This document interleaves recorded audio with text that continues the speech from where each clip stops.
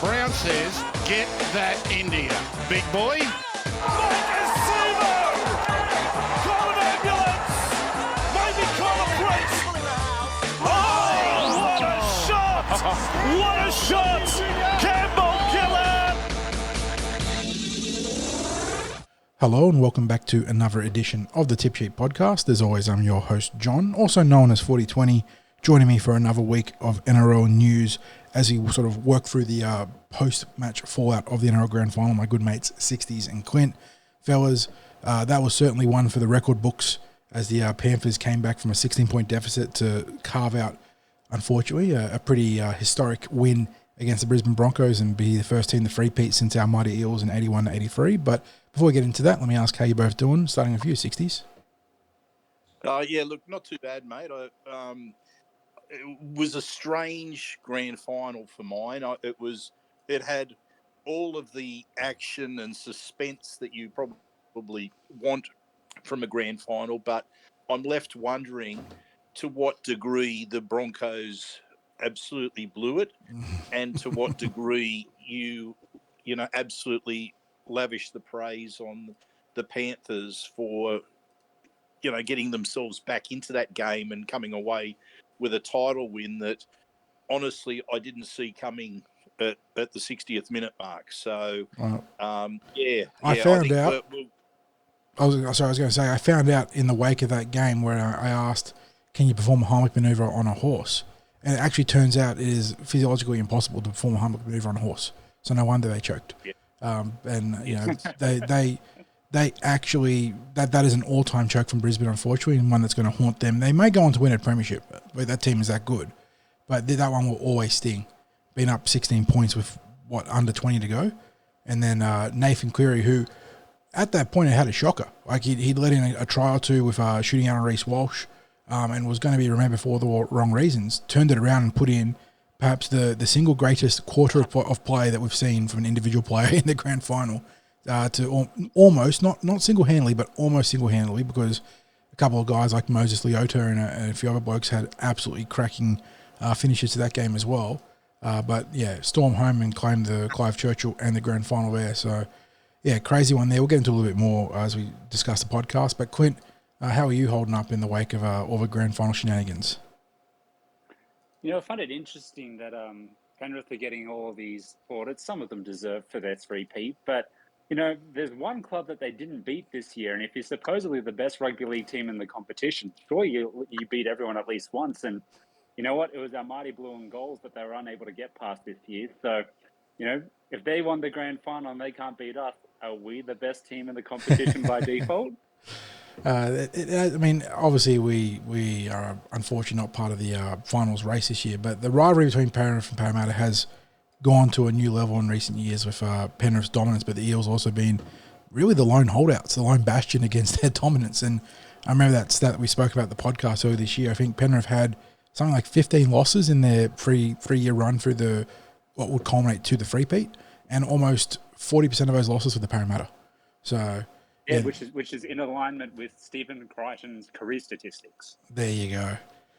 Now, before we keep rambling and ranting on, we get our sponsors a quick shout out, and of course that would be Big Swing Golf, North Mead, and Star Partners Real Estate, Auburn, Rowan, and Parramatta. I always love shouting out the boys in both those places because they help the show happen as it does each and every week. But now, boys, let's get into what's been happening around the NRL. News team, assemble!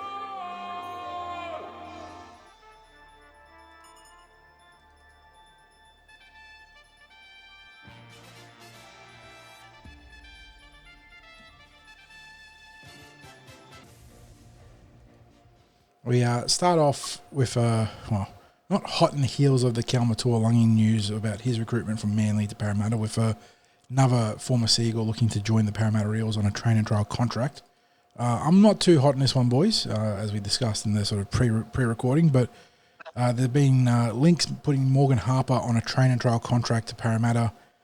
He was originally going to be joining the Super League in some capacity with one of the teams there, but apparently has hashed out a last-minute deal to join the Eels in the pre-season.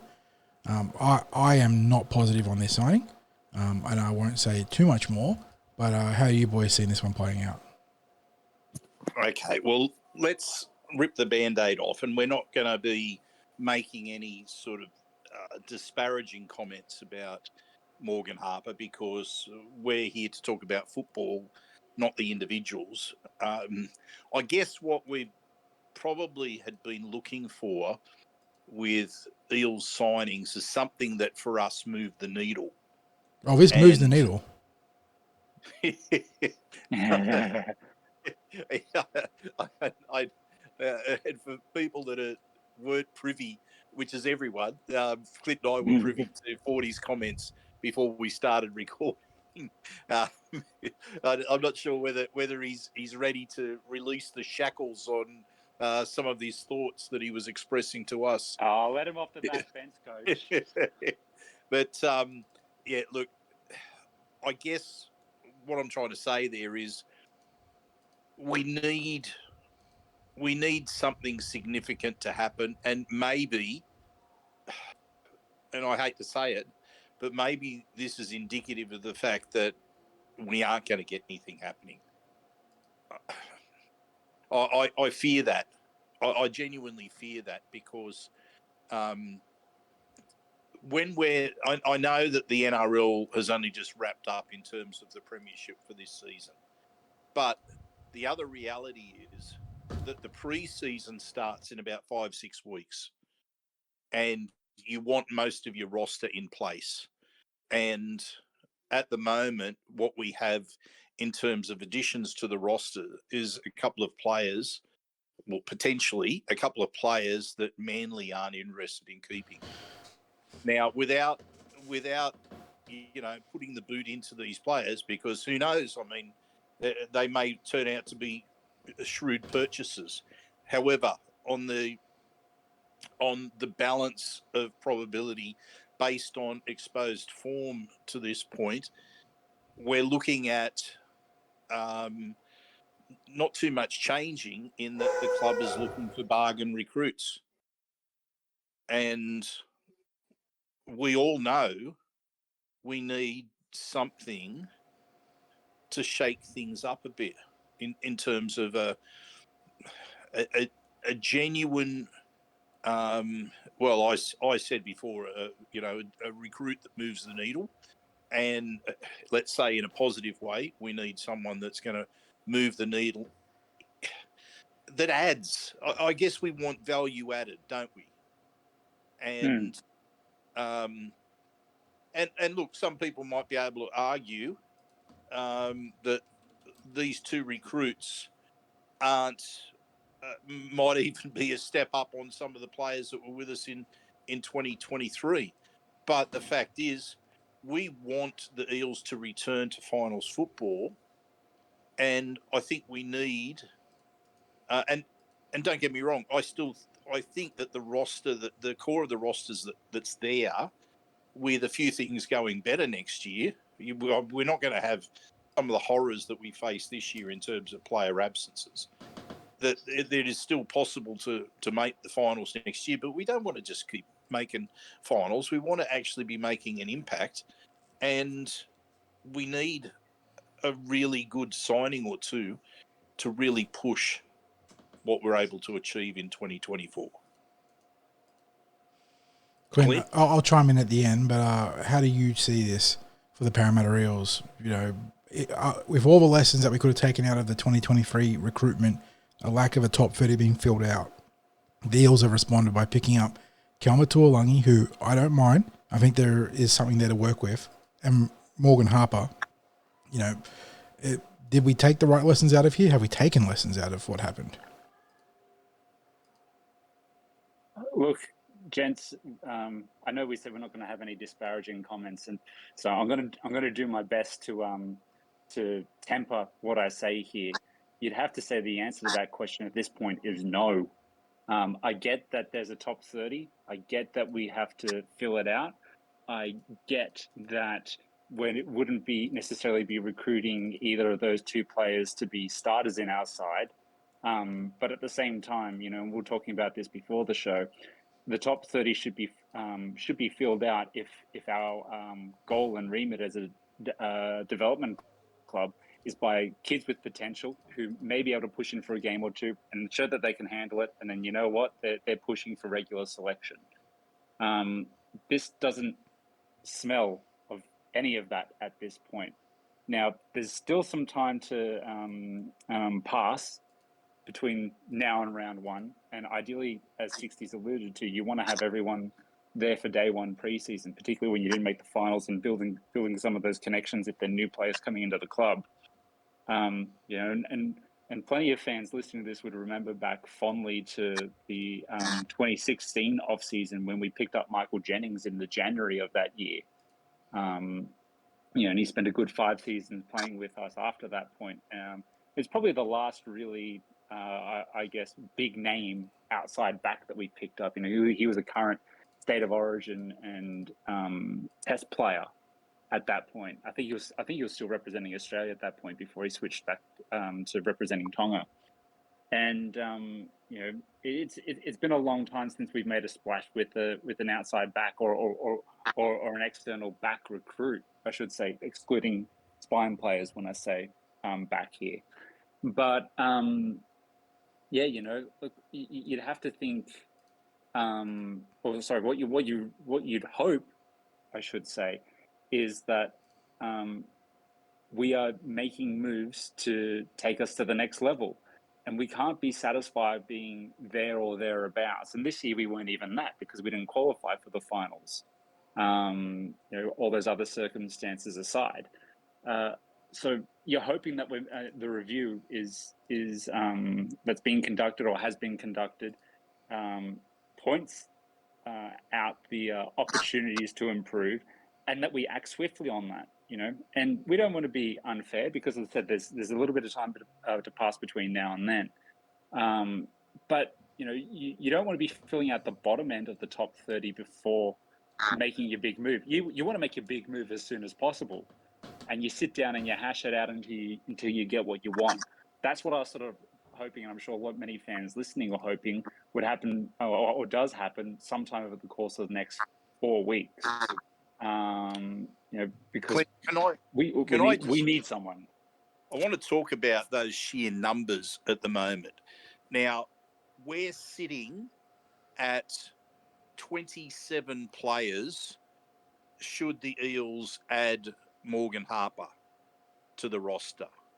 So coming into November, that's starting to look like a reasonably full roster. You'd expect that maybe they might get up to 28 by the time they start the pre-season training, and maybe 29 early in the new year, depending on, you know, they might be looking for players that are hoping to get a move from their club or something that just develops that's not really on the radar at the moment.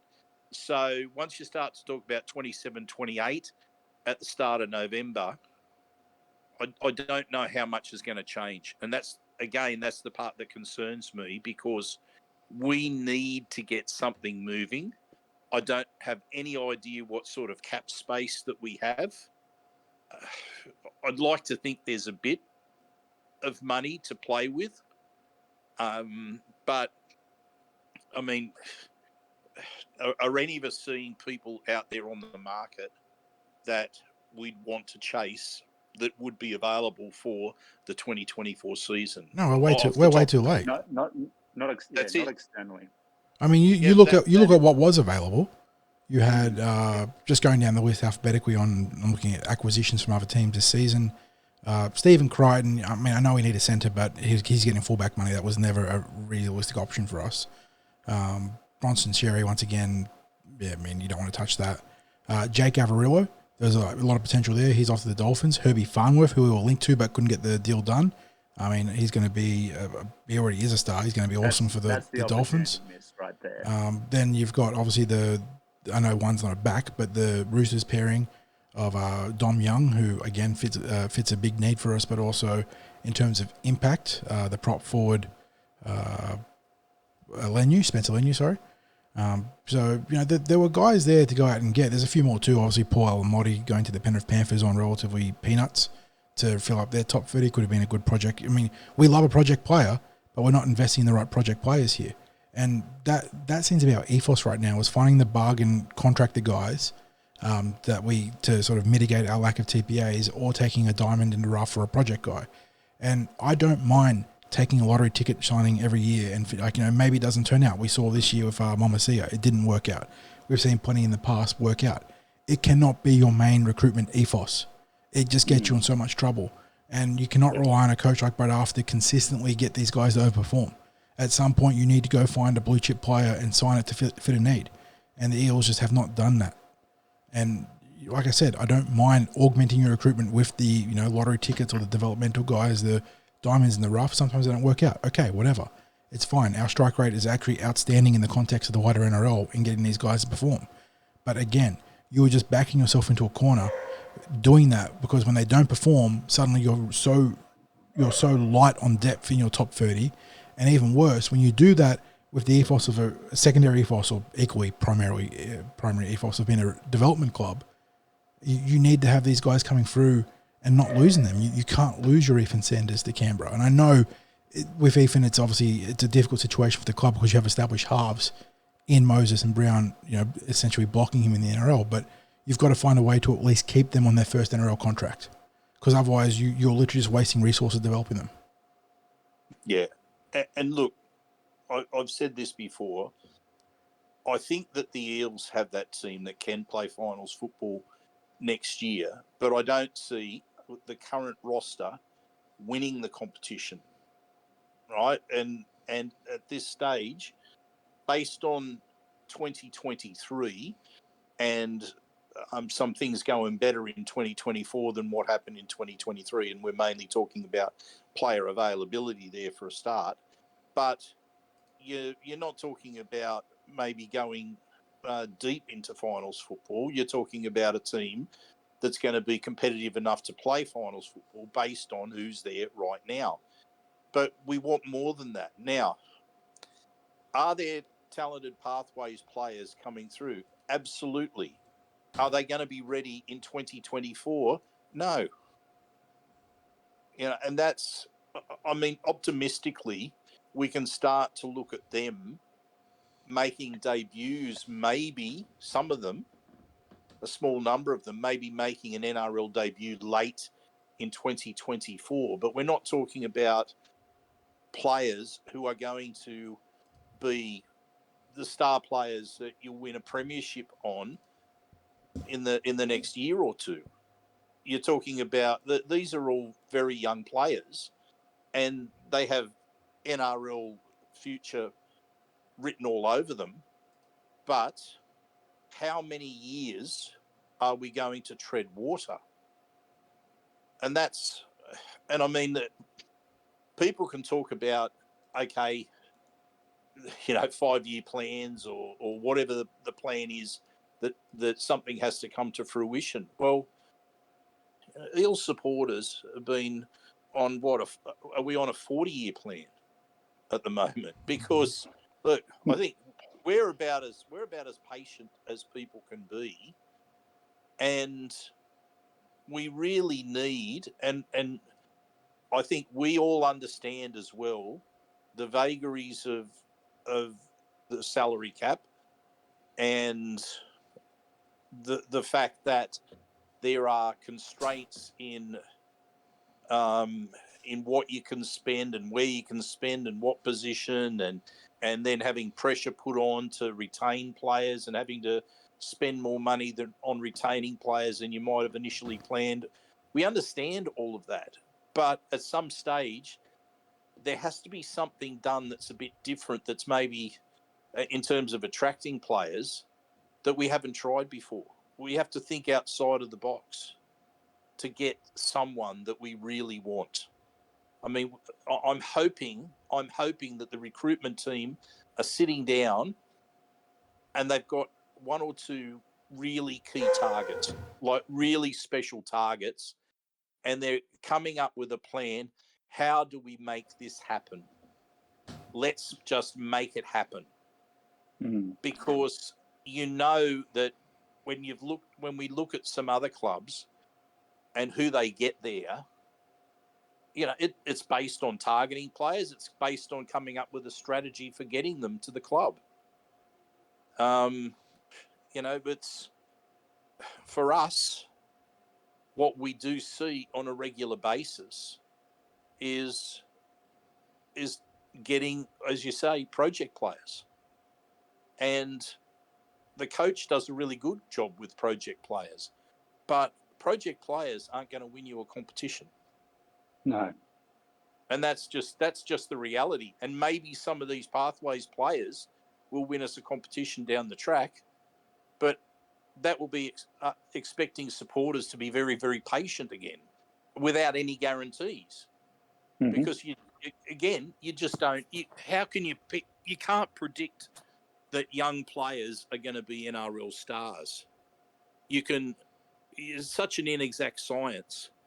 They can look brilliant at age levels, and it just, for whatever reason, it doesn't translate. And we've seen it time and time again, not just at Parramatta, but a whole lot of other clubs. So, fellas, I guess we've managed to do a good job in talking about Morgan Harper and getting into the plight of being an Eels supporter and what to expect from recruitment.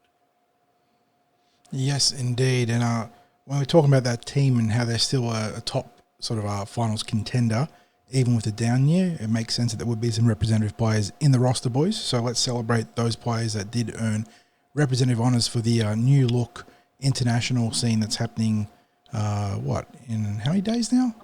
When do these things start?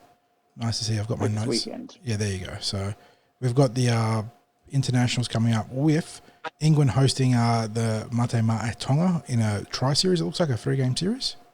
Is that? Yeah, so Yep. they're going to be playing on the 23rd, the 29th, and then the 5th of November. So obviously October being the other 2 dates there. We're not going backwards in time. And then for the other teams, they don't actually have them listed on the... it's not on the NRL portal here. So let me just go look at our players who are repping right now, though. We do start with Samoa, the Toa Samoa, with Junior Paulo going to be, I believe, captaining the team. And he'll be joined by Dejan Arce making his international debut. So the Eels having 2 reps there for the Samoan international squad. One player who has got a deserved call-up to another international team is Woody Wiramu Greg, who was our Rookie of the Year and was outstanding until Lisfranc fracture slowed him down just a little bit. He got back, though, some way, somehow. He's going to join Dylan Brown in the New Zealand international squad. So the Eels well repped there across Samoa and New Zealand. No Aussies in the Australian team. Reagan Campbell-Gillard has been overlooked. Mitchell Moses not deemed to be good enough to replace the injured Nathan Cleary. Instead, they're going with the bloke that Mitchell Moses replaced at State of Origin. You figure out the maths there, but Nico Hines getting the call up over the standout Origin halfback in Moses. But Will Penasini will be back for Tonga. No surprises there. He's been the mainstay for them. He'll turn out in the centres. And then in the NRLW, Kennedy Cherrington has one selection for the Gillaroos up against the game against the Kiwi Ferns. So, yeah, we know we'll be over in England playing in that 3-game series. But Australia and New Zealand will, I assume, be playing. And then Samoa. Have I got Samoa listed here? No. Here's the schedule with the... There you go. You've got it. Yeah, it's the Pacific Championship. So... Yeah, the Pacific Championships, right? So this is the Pacific Championships. So we got week 1, October 14 to 15, Australia versus Samoa in the men up in Townsville, Australia versus New Zealand in the women up in Townsville, PNG versus Cook Islands in the men at Port Moresby. Yeah, Samoa versus Fiji in the women at Port Moresby. Then the second week is October 21 to 22. New Zealand versus Samoa in the men at Eden Park in Auckland. New Zealand versus Tonga in the women, also there in Auckland. Fiji versus Cook Islands in the men at Port Moresby. And PNG versus Cook Islands in the women at Port Moresby. Then week 3, October 28 to 29, Australia versus New Zealand in the men in Melbourne, Australia versus New Zealand in the women in Melbourne, and PNG versus Fiji in the men in Port Moresby. And then the fourth week, the final of the Men's Pacific Cup tournament in Hamilton in New Zealand, and the final of the Men's Pacific Bowl tournament at up in Port Moresby. So it's sort of broken into, what is it, Pacific Cup and Pacific Bowl. Kind of like a rugby sevens tournament where you've got the sort of tier 1 title and then the lower cup or plate sort of title. So yeah, good. I mean, good to see, because it lets the smaller nations still be playing meaningful football in the final week, which you do like to see. But yeah, so Eels repping across those teams there. We upset about any of the non-selections for the Parramatta Eels boys. Mitchell Moses overlooked for Nico Hines. Reagan Campbell-Gillard not getting a run at all. Honestly, if I'm being selfish, I'm very happy that Neva got picked. Mitch coming back from that fractured eye socket. Reg just having shouldered a monstrous workload over the last couple of years. Could definitely, and especially as he's doing his having his boxing sort of off-season with Junior, could certainly use a bit of time off from the football, I feel. Yeah, look, I think as far as the men's are concerned, it's probably indicative of the season that we had. Even though, we've been, one win and we would have got into finals football. But, yeah, I'm like you. I think it's probably for the best that the players get their rest. Now, for players like Mitch Moses and Reg and the likes, they wouldn't have played since, round 26. So didn't play the last round, didn't play the 4 weeks of finals football. They've had a 5-week break already. It was a little bit longer for Mitch Moses because he didn't play. Yeah, because he busted the socket, the eye socket.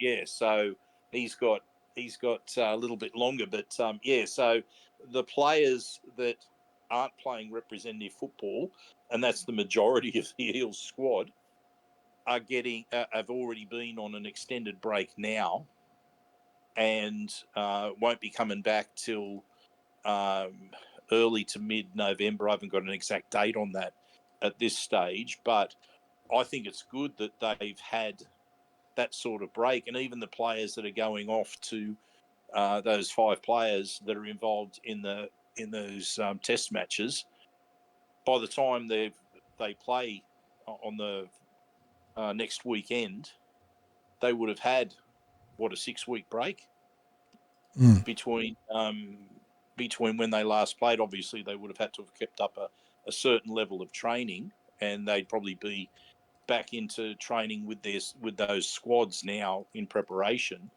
But that's going to be odd for them because they've had their break, then they're back into this international football, and then they're going to take another break again. I would imagine they'll be back, for like a couple of weeks before Christmas. I would imagine that's probably what's going to happen with them. And again, that sort of disjointed pre-season preparation. I mentioned Kennedy repping for Australia. I also should mention that we've got a few other reps across the other countries. Capri Paulo has been selected for New Zealand, and then you got a quartet of Eels named for the quadruple for the Tongan women's side, including young star Cassie Towie Hiku, Jade Fanua, Amelia Murphy, and Shannon Muru, while Puka Berryman Duff, young gun Lindsay Tui, and Tafawa Asuara, I'm sorry Tafawa, I forgot that wrong, are in the Samoan squad. So plenty of reps there on both sides of the ball for the Eels.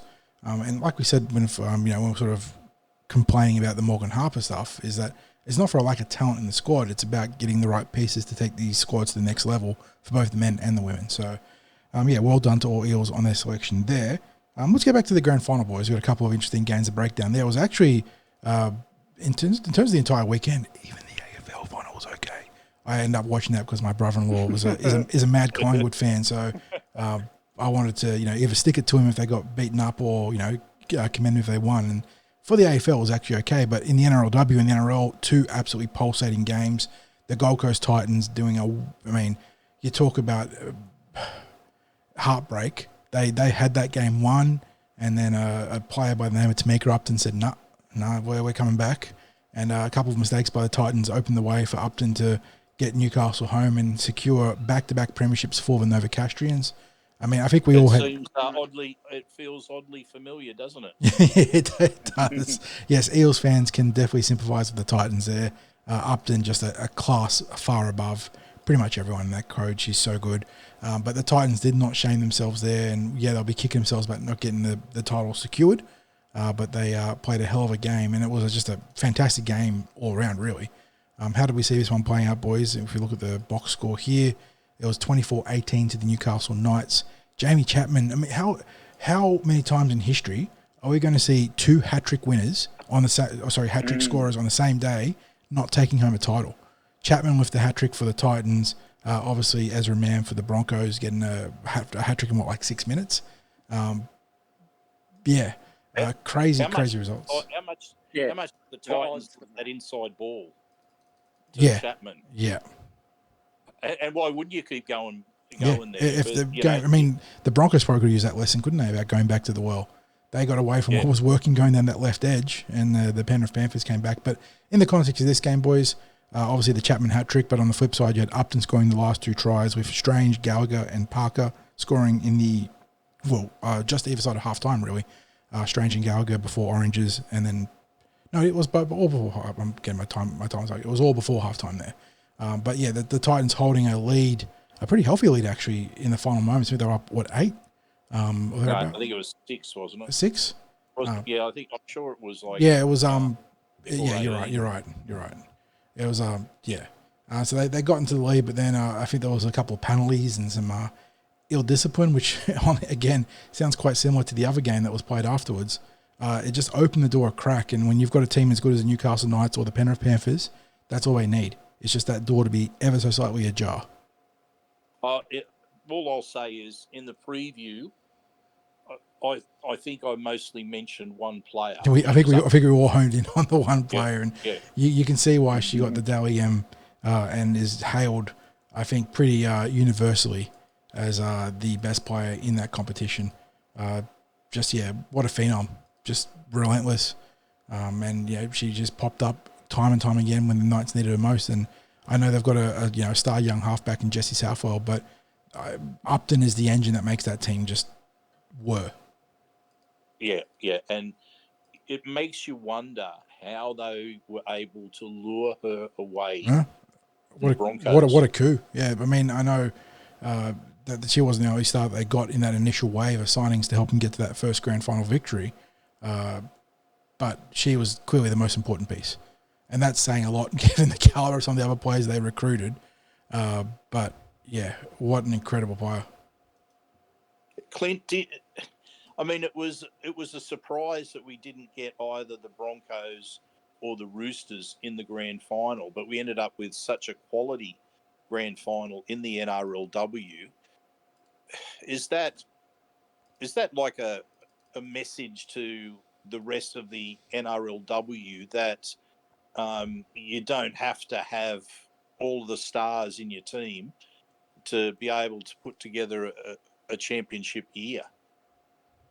We'd like to think so, but and there's absolutely some truth to that. But at the same time, it's not as though the Knights or the Titans were unworthy grand finalists. And I know that's not what you're saying, but you've got the Knights won the minor premiership and were an attacking juggernaut all throughout the season. The Titans were very defensively strong and hard to break down.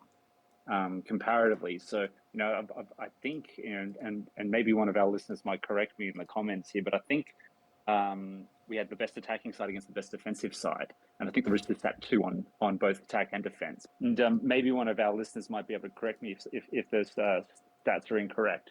But, what it also did show is, much like what I was talking about with the Eels recruitment challenges at the moment, is that it took a big game player in Tamika Upton to separate the sides.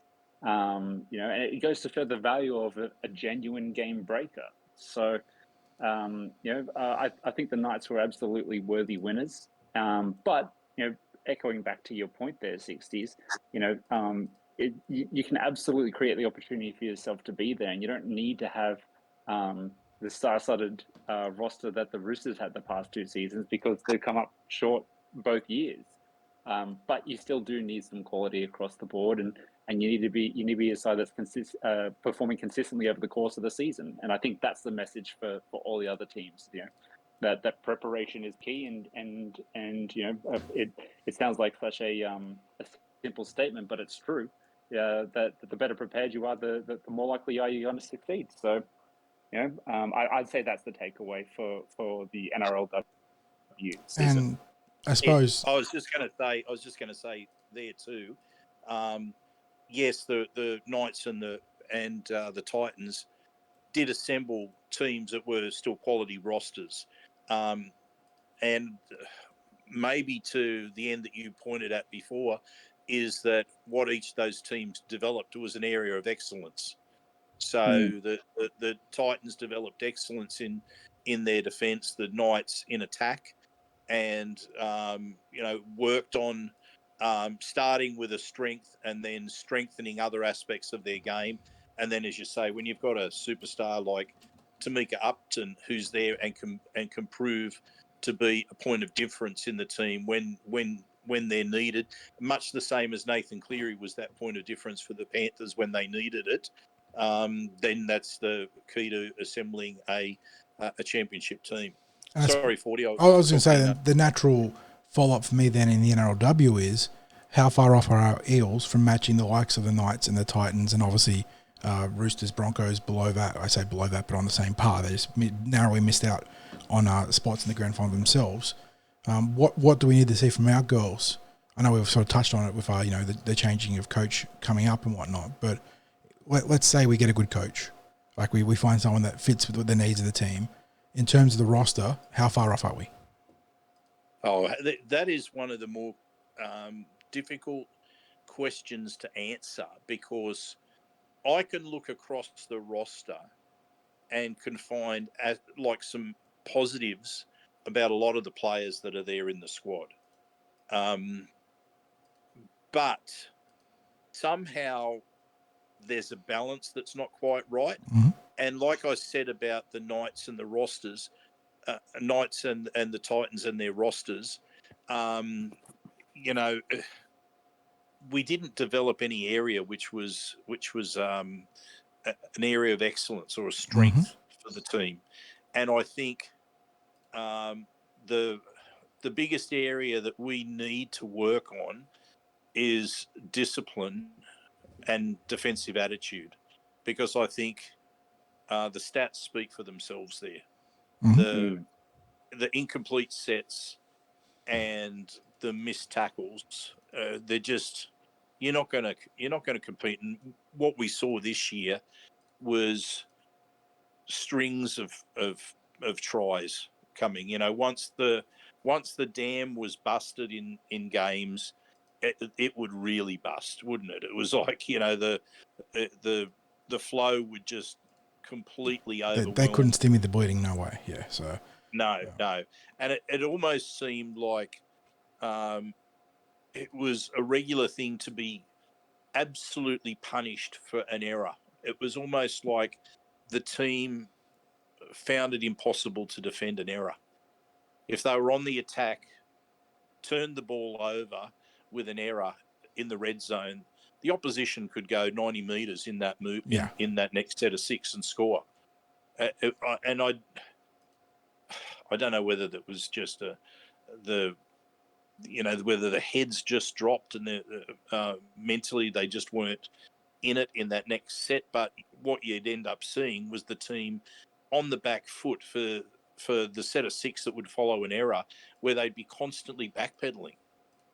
And rather than thinking, well, okay, we've turned over the ball in the red zone, that's not ideal, but hey, look at the field position we're in. Let's follow it up with a really strong defensive set of six and try to force an error to get the ball back. No, it was the opposite. So I don't know. I mean, I don't think the pre-seasons have gone right, because we've seen every year they haven't been ready for the opening game. I thought it was going to be different this year after seeing the trial. Like, the trial was a really good display against the Dragons. And gave me real cause for hope, because, we were seeing a bit of pace in the outside backs, some genuine aggression through the forwards. But then again, that match was played in, I think from memory, 20-minute quarters. 20 minute blocks, wasn't it? Yeah, something like that. So, there wasn't an ask of them from any sustained periods of defence. Any questions asked in that regard. So, yeah, I don't know. Clint, have you got anything you want to add to that? Look, not really, because I feel like you've hit the nail on the head there, Sixties, and I'll just be repeating the points that you've already made. That being said, though, and we've repeated it a couple of times over the course of this year, the fact that we will have a Harvey Norman New South Wales Premiership side should serve the club well moving forward for the NRLW, because it's the season before the season, as we've coined. So yeah, look, I'm optimistic about our chances moving forward there, and obviously we're still to appoint a new coach and see what their coaching style is and the effect it has on the playing group. But it wasn't a great season for the NRLW, but I do feel as though the only way is up for the girls moving forward. Let's hope so, boys. Now, the coroner's report for the main event for the NRL game is in, and the diagnosis or the findings was acute equine asphyxiation, as the Penrith Panthers won 26-24. We mentioned it, but Nathan Cleary was the star with a. I thought. I mean, I know there was some talk. He hurt his knee early in the contest. It was obviously a big factor on him in terms of his attack and defense. I thought he was bog ordinary for 60 minutes. I thought if it had lost, this would have been like almost like the rubber stamp on Cleary, chokes in big games. Instead, there was the one moment where the Broncos were looking to go 4 straight tries. I think it was within like a 10 minute, just over 10 minutes, and they had Adam Reynolds running into the line. The pass goes behind him. For some reason, the Broncos lost all hunger for the ball. They just stood around and watched it. And was it Moses? Was the moment where the game swung. Was that Moses Leota, or I think it was Leota? Stephen Crichton dived on the loop. Crichton dived on it and then offloaded is what happened. Yeah, that completely it was the one moment they needed, and from there Cleary got in. They scored the first try. He kicked the 40-20, and the Broncos just unravelled. But yeah, try scorers in this one. Mitch Kenny scoring the luckiest grand final try I've ever seen, and that's part of the reason why I feel like the Panthers had nothing, because up until the 62nd minute. They hadn't scored a single try that they'd earned. Like, that was just Herbie Farnworth went up and then went for the tap back, right? And then none of his boys knew what was happening. And so he ended up tapping back to no one, and Mitch Kenny scoops it up and scores. But from there, the Broncos dominated. You had Flegler scoring, which I thought was it wasn't deemed controversial. I wasn't sure he got the ball down, but it was close enough that, it wasn't an egregious miscall. Then Ezra Mam scoring a rapid-fire hat-trick and looked to be enshrining himself in grand final immortality, as he absolutely eviscerated the right edge of the Penrith Panthers, including Nathan Cleary. And then we had Leota, Crichton, and Cleary himself coming back to seal the deal and enshrine themselves as the first three-peaters since the 81-83 Eels. I mean, this was a very entertaining contest. There was a lot of early flare-ups between the two teams, a lot of pushing and shoving, but nothing that sort of escalated from that. And then, it was played at a rapid-fire pace. Looked like Brisbane had it in the bag. You have to think there was a bit of shit-talking going on once Brisbane were on top. And then it just unravelled. I honestly cannot, in terms of grand finals, we've seen regular season chokes from pretty much every team. Like, there's been historic meltdowns of every nature. We remember, was it 2015 for the Eels when Chris Sandow essentially spearheaded the legendary throw against the Cowboys? It happens to every club. Not in the grand final, though. 16 points up that with like 20 minutes to go it's unheard of. And, the Broncos look so hot and then so not. What do we take away from this one, boys?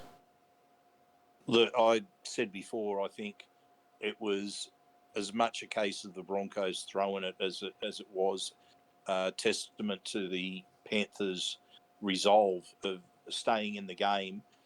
I must say, I was pretty much like you. I was, with 20 minutes to go, I was thinking, no, the Broncos should have this. There's no way they could throw it. Because of the fact that, as you just mentioned, the only Panthers try had come from a Broncos error. And apart from that, the Broncos were able to handle everything that the Panthers were throwing at them, and complete domination of possession in the red zone in that first half. that the Panthers had. But there was that. I was thinking back to different moments with the Panthers, like the way they almost did the impossible against Melbourne when Melbourne beat them in their first grand final. In what was that, 2020? Because the Storm had one of the, like a Broncos like lead, and almost got run down in the end by the Panthers, and I just had that feeling that the Broncos were really, really loose.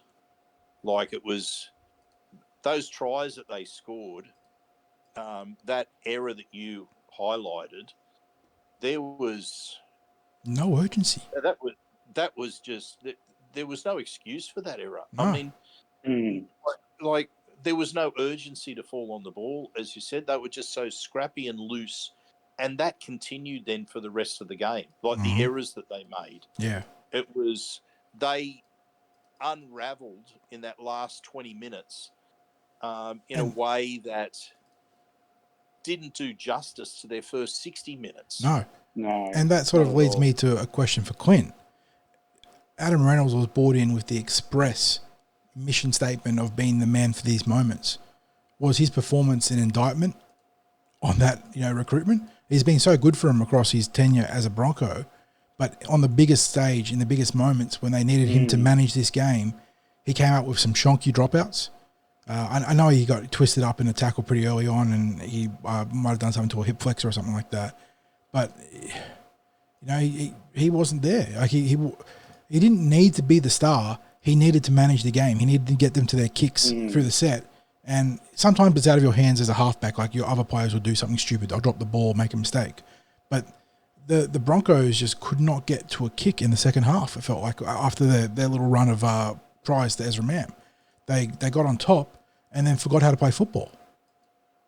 Well, we mentioned the points there where we felt that the game turned, and it was the set where Stephen Crichton eventually fell on the loose ball. But there's probably 2 or 3 sets in there. It might even be less after the final Ezra Mam try, where it felt like Brisbane were trying to win the game by 50 points as opposed to trying to win the game. And I think that's where you could make a case for an indictment against Adam Reynolds there, because that's where you want the 30-plus-year-old halfback turn around and go, boys, it's okay. We don't have to score off every play. I know we got the win behind us, inverted commas. I know we've got the run of play with us. We just need to control it from here. The result will take care of itself. We've got enough points. All we need to do is play field position. We'll keep doing that. We'll jag one more. That'll be all she wrote. That's what you'd be looking for in the last 20 minutes. And he is a player that is primed to do exactly that, and has done that plenty of times in the past for both the Broncos and South Sydney. So the fact that he didn't, look, I think it's a bit harsh to suggest, that ruins the recruitment per se, but it cost them a premiership. Yeah, absolutely. And as good as that squad is, sometimes you only get one shot at the premiership. Yeah, and that's a realistic concern for them, because they do lose a couple of key players. Flegler and Farnworth to the Dolphins. And Farnsworth, right? So it's, we talk about premiership windows, and Parramatta had their opportunity last year and didn't measure up in the grand final. We weren't in the contest last year in the grand final. In this instance, the Broncos literally had the premiership in their hands, and it's not a matter of shutting up shop and going into their cells in something like that. It's a matter of the halfback saying, "Okay, fellas, let's get into the grind of applying pressure to them. Let's make them break. We don't have to do." We don't have to be going for the 50 offloads in the one set. Let's just apply some pressure. Let them know. Let them make it hard for them to even think that they can come back here. Let's not open the game up for them. Well, let's tighten the screws. I was going to say, one of the big So- criticisms we had of our own team this year was when we were bad, we were constantly spotting good teams plus field position inside our own half. And it's just, it is such a cardinal sin, right, to do that to any team, let alone one of the good teams, but to do it on the biggest stage so many times in the second half, that's what cost them in the end. Well, what you saw from the Broncos in that last 20 minutes was the Broncos of 2022. Mm-hmm, mm-hmm. I cannot steer away from that, because what we saw was poor discipline. We saw butchered opportunities, and basically we saw a team implode in the final 20 minutes of a game, and that was basically what we saw over the last 6 weeks of the competition last year, from a team that was essentially the same. Reece Walsh being the only difference, and Reece Walsh, boy, did he have a mixed bag in the grand final. He was pressing. He was. He had a couple of errors in the first half. I know the Broncos did well to go in 8-6 at half time, and he was flashing in that little Ezra Mann whirlwind period. But when they needed to just settle, he was looking for the big plays. And I respect not putting the cue on the rack and turtling up and trying to play too defensive, because you see teams fall into that trap when you've got a lead. But at the same time, like you said, Sixties, there's the other metric, the other extreme, where you don't need to be going out trying to win by 50. You just need to play solid football. And the Broncos forgot how to do that, and Reece was probably at the heart of it. Because the thing is, if you're really on top of another team and you're just applying the pressure and you're playing good rugby league, the points will still come. Mm-hmm. But if they don't come, you're not going to be surrendering territory or possession where you don't want to. If you're getting through your sets, if you're executing and getting to a kick, if you're making the other team come off their line or come out of their corner every time they're getting possession, you're strangling them, and they'll get frustrated. Points are a byproduct of pressure and playing exactly as you're touching on there, 60s. It's not the other way around. Yeah, absolutely. And the Broncos had those flashy moments that led to the tries, but they were under the belief that they were going to be able to play for the next 20 minutes exactly like that. And Penrith showed them, look, for that to happen, you really have to have a lot going your way, and it doesn't take much to change that sort of momentum in rugby league, especially against a team that were already on a premiership double and heading for a three-peat. I mean, like, they weren't playing the Tigers in this game. If they were playing the Tigers, maybe they would have won by 50 or 60 points. But no, they're playing one of those teams that is a generational team. Well, at the very least, and this is where let's pose the question now. Then, Nathan Cleary. Now, John, you said before about with 20 minutes to go, the headlines would have been talking about Cleary again failing to produce on the big stage, as in like in some of his Origin performances. But at club level now, with four straight premiership, grand finals, 3 premierships. And 3 premierships, I mean, he's up there in an elite class of halfbacks. Yeah. Because in those matches, he has been a dominant, or if not the dominant player, one of the dominant. Yep. He is literally Penrith's Peter Sterling. Yeah.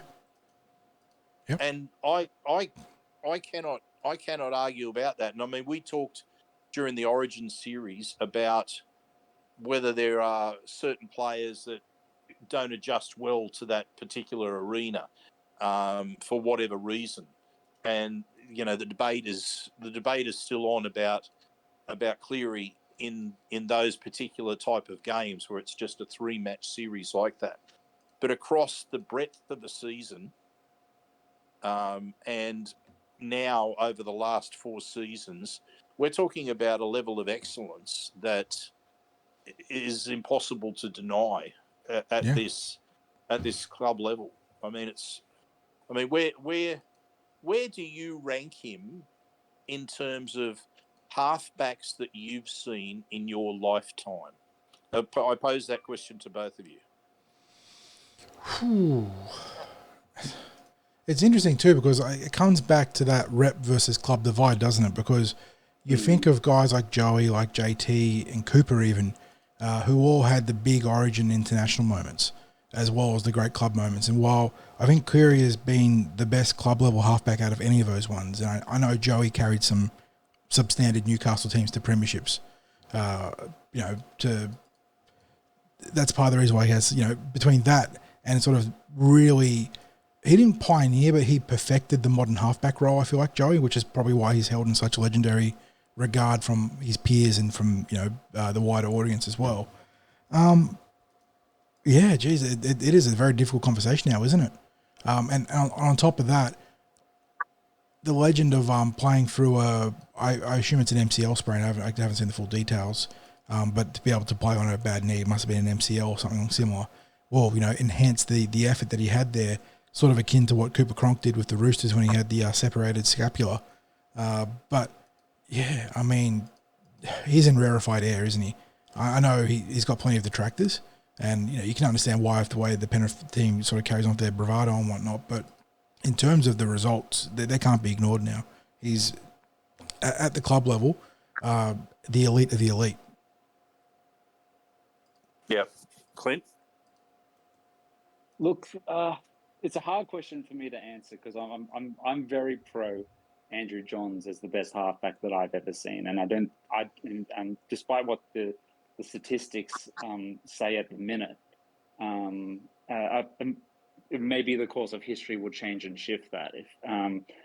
But I feel like Nathan Cleary is very good at every aspect of the game, and maybe the thing he is elite at and better than anyone else is his composure. If you want to put that on a rating scale, he's definitely the most composed half in the competition at present.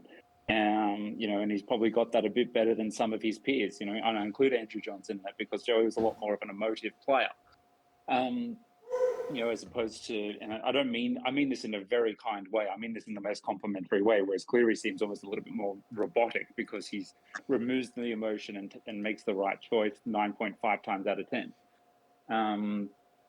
So yeah, look, he's probably like 3 or 4 for me at the moment. But with the asterisk that his career is still going, he could very well make himself the number one. But to me, guys like Joey and JT, it's easy to get caught up in recency bias, and I'm trying to regulate myself from doing that because it's also very easily in recency bias to get hyperbolic with things. But you can't deny the fact that he's won 3 premierships in a row. But at the same time, it's a wonderful team that's around him. That's what. Like the other guys, from an individual perspective, you touched on it yourself, 40. That they brought some players who maybe weren't quite at their level up and along with them for the journey. And I think from an individual perspective, that's the mark of a really high quality player. But take nothing away from Cleary. He's an absolutely outstanding player and a really, really great team, So I kind of feel like they balance each other out. Yeah, that's what balances the equation for me too, Quinn, is that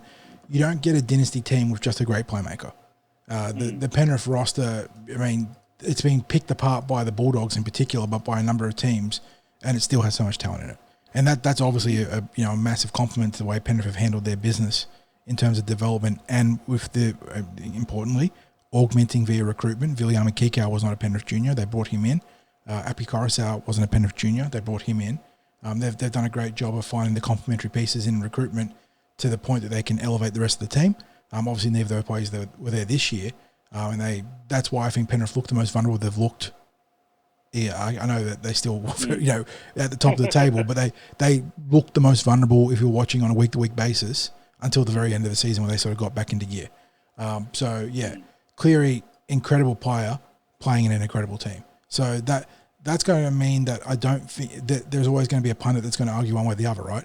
You're not going to have a definitive result. If they go and win again, make it the four-peat, then, obviously that's going to help with the Cleary conversation. But that it doesn't change the fact that the team is incredibly stacked. I've got him up there in the top half dozen Yeah, halfbacks. I think that's absolutely where he belongs, and he can add to or detract from that sort of formula or discussion based on what happens in the coming years when Penrith finally slow down, because they're not going to be at the top forever as much as it feels like they're going to be. When that lull comes, can he drag them deep into the finals? That'll probably be what will help cement himself into like the top 2 or 3 halfbacks. I think if he can do that, 100%. Yeah, and I've probably still got Peter Sterling at right at the top of the tree, but then into that mix, I've got Jonathan Thurston, Andrew Johns, Steve Mortimer.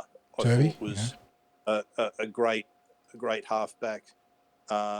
Ricky Stewart was also right up there as a halfback. You can't ignore it. And all of them were different types of halfbacks. I think the area with Cleary where he's maybe underrated, or maybe the other teams don't watch him enough, is when he decides to run. Yeah. He uses his mix-up so well, doesn't he? Because when he decides to run, teams, it just feels like there's a massive gap. They're not accounting for it whatsoever. It's like, no, he's going to pass, he's going to kick, he's going to do some other organising thing. But no, he puts the foot down. Usually it's that left foot, it feels like, because he's drifted to the other side of the field. Very, very good player. One player I did want to shout out too, because I feel like he just paces himself through the season and then frickin' turns up in every massive finals game as the best forward on the field. Moses Leota. Just phenomenal. In a game that was filled with outstanding middles having great games, Payne Haas, Patrick Carrigan, Thomas Flegler for the Broncos.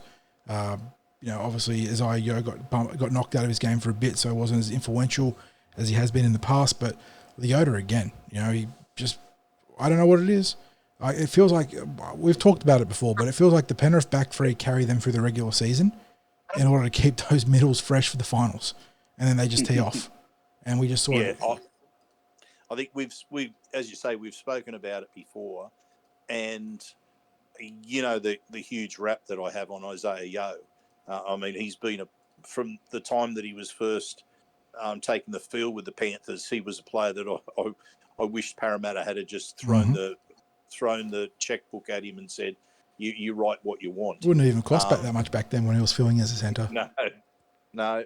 But Leota is a player that I'm always hoping is out whenever we play the Panthers, just simply because I know what he's capable of doing and the impact that he brings. And that's not in any way undervaluing what our forwards seem to be able to do to Penrith when we play them in most games. Unfortunately not in all games, like in the final series.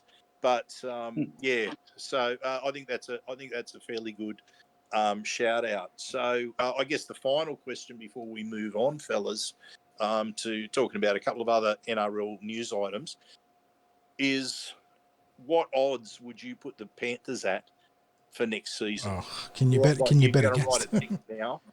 Can you bet against them? Well, I would put them at 4 or 5 to 1. The Broncos aren't better on paper. Yeah. They're losing 2 key players in Flegler and Farnworth. They're getting a handy player in, is it Baker? Fletcher Baker, I think it is, from the Roosters. Baker, who I actually think will be a decent pickup for him as a rotational middle piece, but he's not. Flegler isn't a good rep player.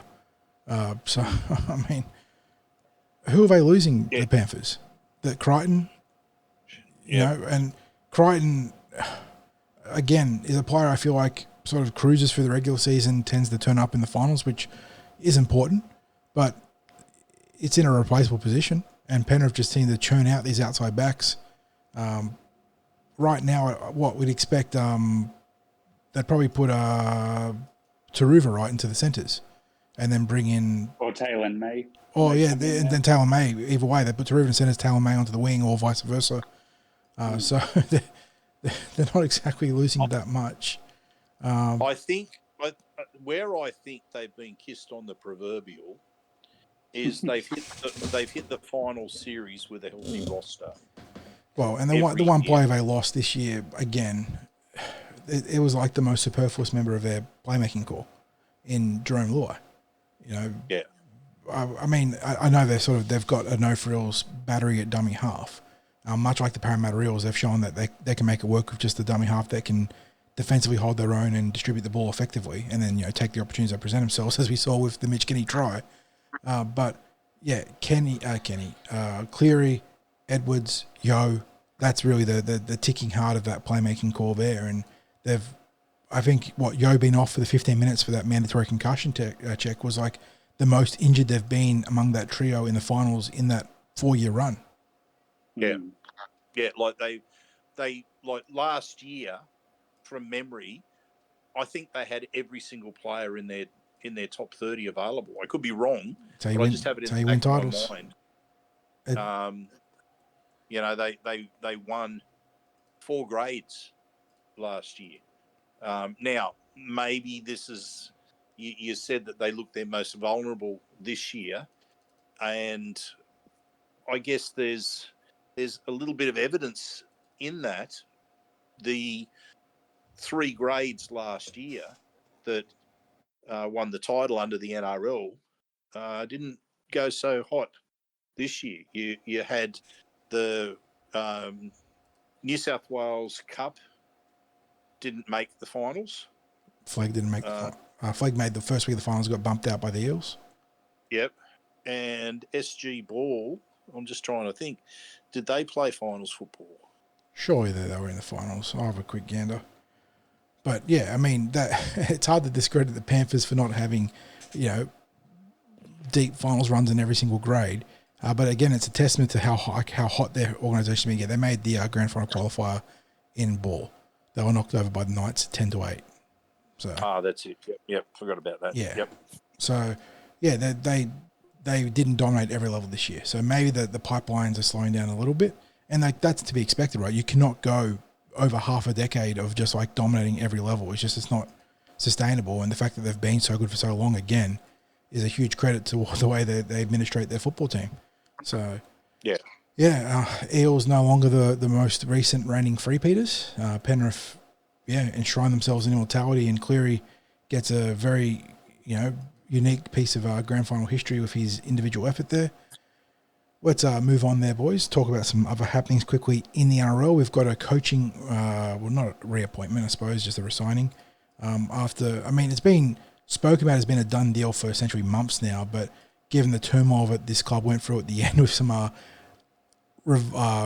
revolt, but unrest between players and assistant coaches, it's taken a while to get it confirmed, but Jason Demetriou of the South Sydney Rabbitohs has inked a 2-year extension that comes on the back of Sammy Burgess departing the club to take up reins in the Super League, but he didn't depart on a happy way.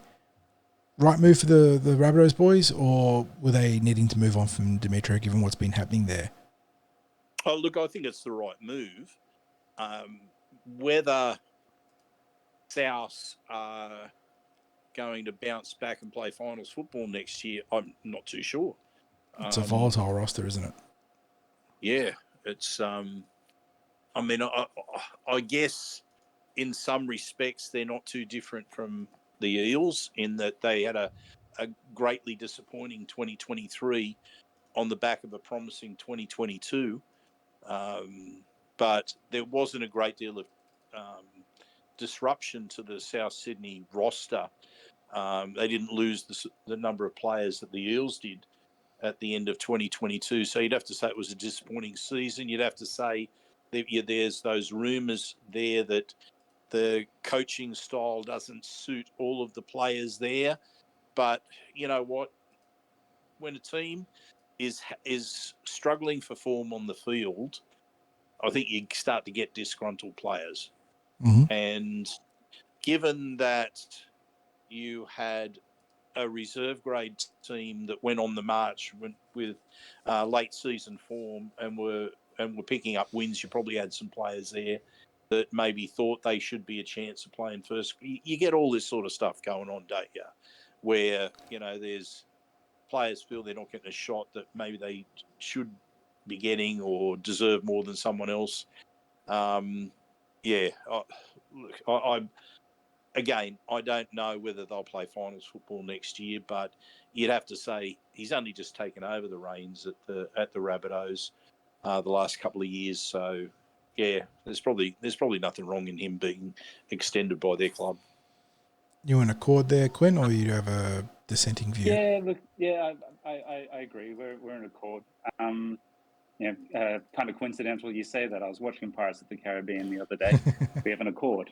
But yeah, you look, if it's always interesting when these extensions happen after the season that South Sydney had. So, it will be initially and rightfully looked upon as a decision of solidarity, and this is how we are going moving forward. But if South struggle in the first half of next year, and we don't see anything too different from the back half of this year, there might be some whispers around that, and that 2-year extension might be revisited by South. So yeah, look, I have no problems with it at this point, and it's, as a supporter, it's the type of strong decision you want the club to be making, but it comes with a wait and see. Mm-hmm. Yep. Alrighty, let's wrap the show up with a little bit of controversy. It couldn't be a podcast episode for a little bit of spice. We mentioned Eels in rep squads, and we mentioned there were no Australian Eels repping, which I'm really, again, not upset about. But in that team, there were some controversial picks, boys. Some bad boys rewarded for some pretty ordinary behaviour. Some grand final teams rewarded for their rich form. Let's go through the Aussie squad and pick out who sort of stands out as maybe you shouldn't be here. But alphabetically, or is it alphabetically? It's alphabetically by surname, okay. So Josh Addo-Carr from the Bulldogs, Patrick Carrigan from the Broncos, Dowie Cherry-Evans from Manly Ringus Eagles, Selwyn Cobbo from the Broncos, Lindsay Collins, Roosters, Ruben Cotter, Cowboys, Tino Fa'asuamaleaui from the Titans, Thomas Flegler from the Broncos, Harry Grant from the Storm, Payne Haas from the Broncos, Valentine Holmes from the Cowboys, Ben Hunt from the Dragons, Nico Hines coming in for Nathan Cleary from the Sharks, Liam Martin from the Panthers, Cameron Munster from the Storm, Cameron Murray from the Rabbitohs, Katoni Staggs from the Broncos, Hamiso Tabuai-Fidow from the Dolphins, James Capdesco, but James Tedesco, captain from the Roosters, Jake Debojevic, well done Jake, from the Manly Ringus Eagles, and Isaiah Yeo from the Panthers, and they'll be taking on the Samoan team. Now, going through there, like I said, there's some grand final players being rewarded for some great form there. I can't really knock any of the... There's honestly a low amount of Panthers in this team. Like, I'm looking at this team, and there is Liam Martin and Isaiah Yeo. So that's almost... I mean, I know Cleary's injured, but that's got to be close to a record for a grand final winner to have only 2 reps in the Australian team. So you can take... How many are actually eligible for Australia as opposed to other countries? That's true. Because Fisher Harris is a Kiwi. Moses Leota is not repping for any of the Aussie squads, right? Yeah. So Dylan Edwards, who was, one of the guys in competition for the fullback spot, but overlooked for Teddy, and obviously Reece Walsh too. Isaac Tungor, I believe, reps for is it Tonga or Samoa? Sania Taruv, I think. Samoa. Sania Taruv is Fijian. Stephen Crichton, Samoan. Brian To'o, we know, reps for Samoa, I believe. Jerome Luai doesn't rep for Australia, and he's also injured. He would be playing for Samoa otherwise. Sorensen, Liam Martin, Yeo, well, the last 2 are in there. So, just that there's not that many Aussie eligible reps in the Penrith team. Interesting. That's basically it. If Cleary was fit, he'd be in there. So you'd only say that one player who'd be seriously in the run for the Australian team, Dylan Edwards, missed out, and that's it. Look, in terms of the controversial selections, it's more on off-field stuff than on-field stuff. The Josh Addo-Carr and Valentine Holmes for some of the off-field stuff that's gone on. They've got to change the name of the Curry Knockout because the players are taking it too literally every year. They've got to go and rebrand that to something more brand friendly. Josh Addo-Carr, I don't know if something happened during the game, but he was caught on looks like phone camera taking the first swipe at the opposing player and starting a bit of an all-in brawl. I don't know how you've rewarded that with an Aussie jersey. And then Valentine Holmes, that is actually embarrassing that Valentine Holmes is picked. Regardless of the one-game suspension or not, they should have made a statement and not picked him. Well, if you remember,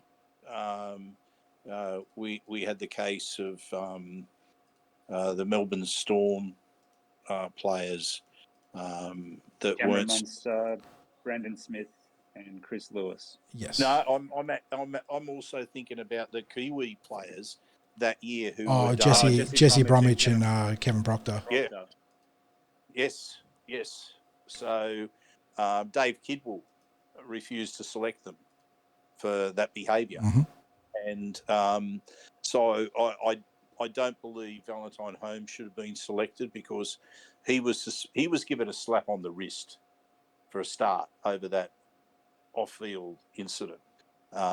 Just rank stupidity, and then look, I'd hope that Parramatta signs Josh Addo-Carr because it wasn't just rumours. I think there was some genuine truth behind the Bulldogs looking to offload Josh Addo-Carr, just seeing if there was a club willing to take him on. Hello, Parramatta.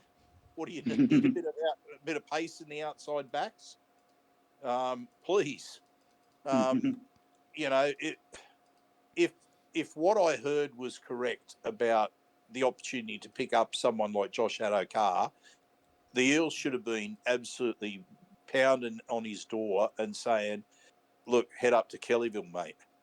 Because to me, he would be a difference maker for the club. Now, having said that, I don't believe that he should have been selected in the Kangaroo team based on what happened at the Koori knockout. And that's just, look, I wish him well. I hope he does well in the Australian team. And I'm not meaning to, mark his papers as never to be selected or anything like that. But, don't go and muck up off the field or even on the field, as it were, in another competition. So, but apart from that, I can't argue too much with those other selections. And let's be honest, when it comes to Nico Hines, he was competing against Mitch Moses, who was injured at the back end of the season. So I'd much prefer Mitch to get himself right and be ready for the 2024 season. Well, given how much World Cups of a mess of Parramatta's preparation for the 2018 and 2023 seasons, and we saw one was a wooden spoon and one was a disappointing slump to miss the finals.